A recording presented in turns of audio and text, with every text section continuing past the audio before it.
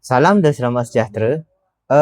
Hari ini saya ingin berkongsi tentang teknologi yang telah saya pilih yang mempunyai kaitan rapat berkenaan subjek yang telah saya ambil dalam SEM 2 ini, iaitu elektromagnetik.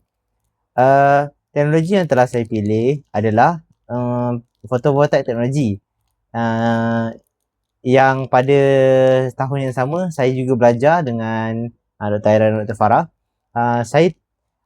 Photovoltaic teknologi ni dia menggunakan berfungsi apabila menerima gelombang cahaya daripada matahari ataupun sinaran iridian daripada matahari, dan dia akan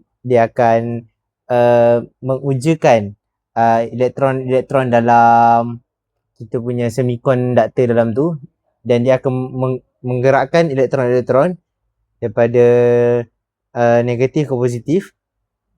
Lepas tu dia akan menghasilkan current lah. Secara tidak sedar, gelombang iridian itu sebenarnya adalah gelombang yang sebenarnya adalah cahaya, dan elektromagnetik juga adalah salah satu daripada cahaya. Oleh itu,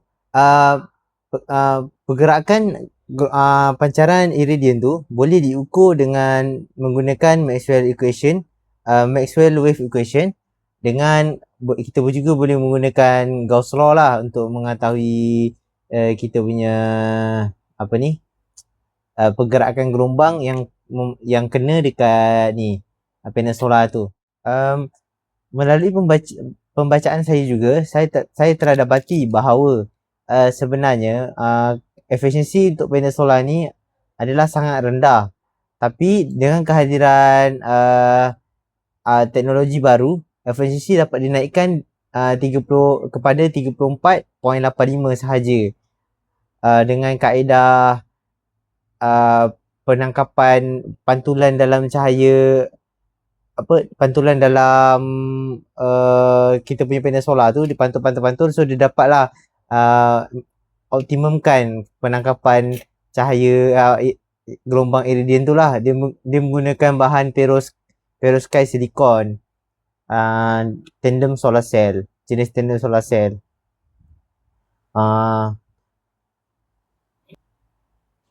Benda ni sangat mengejutkan saya kerana sekarang ni saya tengah PSM 2 dan saya mengambil topik design solar ni untuk PSM saya. So saya baru tahu sebenarnya panel solar ni efisiensi dia agak rendah. Dia tak sampai mencecah 50% pun. Saya pun baru tahu yang teknologi yang baru sekarang pun baru 34.85. Ia agak mengejutkan lah. So saya harap dengan mempelajari subjek EMT ni, saya dapat